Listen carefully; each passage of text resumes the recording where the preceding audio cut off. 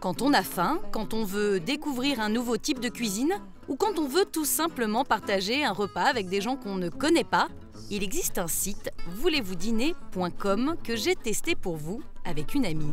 Alors qu'est-ce qu'on a? C'est comme le resto, mais chez l'habitant. On définit un quartier, on consulte les fiches des apprentis cuisiniers et leur prix. Ce service n'est évidemment pas gratuit. Pour manger chez un particulier, il peut vous en coûter de 30 à 90 €. Cuisine française. Donc c'est chez Victory apparemment. Il y a déjà 2 invités.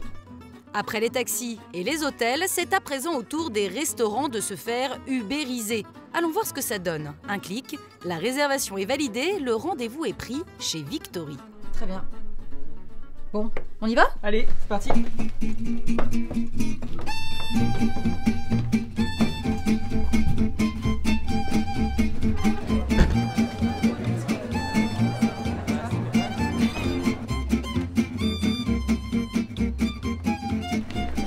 Bonsoir. Valérie? Victory, enchantée. Enchantée. Gladys. Victory, enchantée.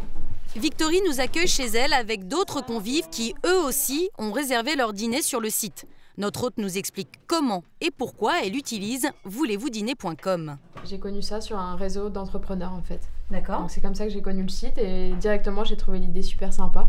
Donc je me suis inscrite en tant qu'hôte et depuis je reçois à peu près... Au début c'était assez sporadique, une personne tous les mois on va dire, et maintenant c'est plutôt une personne par semaine.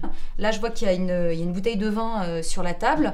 Voilà, vous allez servir du vin à vos convives ce soir, mais vous n'avez pas de licence, vous ne payez pas une licence pour vendre ou pour servir du vin à vos convives. Non, mais moi je suis pas un établissement recevant du public, donc du coup c'est pas la même chose pour moi qu'un restaurateur qui doit effectivement payer une licence. Vous ne pensez pas du tout faire de la concurrence aux restaurateurs? Non, c'est totalement différent pour moi, c'est une expérience totalement différente. On va peut-être passer à table Oui, je vais aller chercher le plat.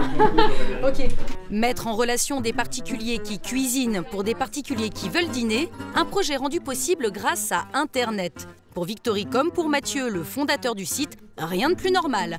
Aucune concurrence déloyale avec la restauration traditionnelle. Comment ça se passe et comment vous expliquez cette financiarisation finalement du dîner, du partage, de l'échange? Bah écoutez, c'est qu'à un moment donné, dans le fait de recevoir, un hôte aujourd'hui est obligé d'engager des frais, vraiment. Pour préparer un dîner, aujourd'hui, 100% de nos hôtes, ils font du fait maison. Vous vérifiez la qualité de la nourriture qui est fournie dans les dîners? Alors on ne vérifie pas, on ne peut pas être derrière chaque dîner. Par contre, et ça c'est la magie des plateformes collaboratives, derrière, les invités sont à chaque fois invités à laisser un avis.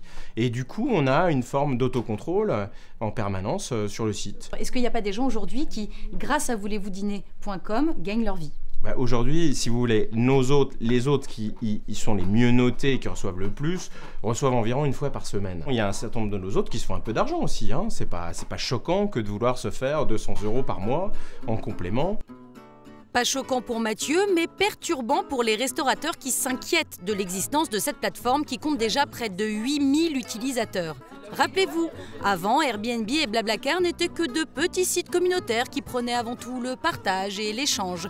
Aujourd'hui, ces sites sont devenus de véritables entreprises qui réalisent de larges profits. Alors, voulez-vous-dîner.com suivra-t-il le même chemin? En attendant, nous avons passé un très bon moment.